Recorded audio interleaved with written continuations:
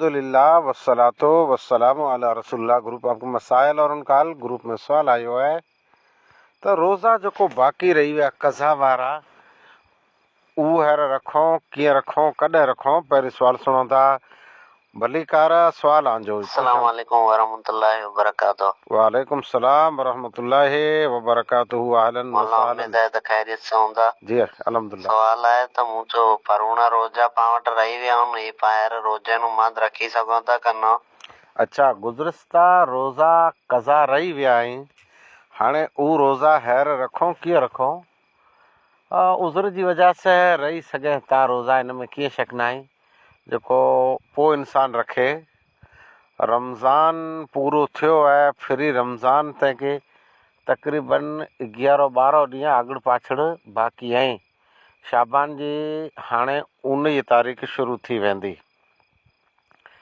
हक़्ता ई हो जे विच में घणा ॾींहं आया पाणखे रखिया खपिया ते लगातार रखी सघियासीं तो छिना विछना जेकॾहिं महीने में 2-2 3-3 रखिया हुआ त पूरा थी सघिया थे।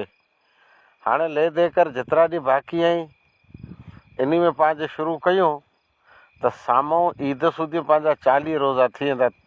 2 खनि ही छिकियो न 30 ॿिया 40, इन में पाण छिकजी घणा रहंदासूं। अञा ही वॾो मुंदो आहे, मामूली न आहे जे हिन वरे जा रोज़ा बाक़ी पिया आहिनि अने पोइ रखूं।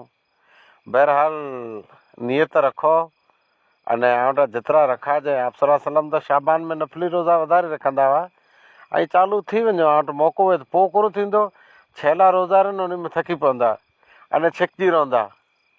जे वटि रखा जाए त बहितर न का रमज़ान में फ़र्ज़ रोज़ा रखी अने फ्री कज़ा रहा त ओॾे टाइम में टूक समय में रखी गिनजा। थिए ईअं थो जे हिकिड़े शख़्स जा रोज़ा बाक़ी वेंदा पोइ फ़र्ज़ रोज़ा रखे बग़ैर हिन फ़ानी दुनिया में वेंदो रहे थो।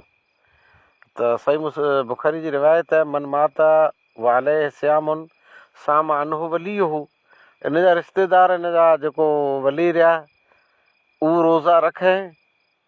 मैयत जा रोज़ा पण जेकॾहिं बाक़ी आहिनि त पुठिले खे रखणा पवंदा।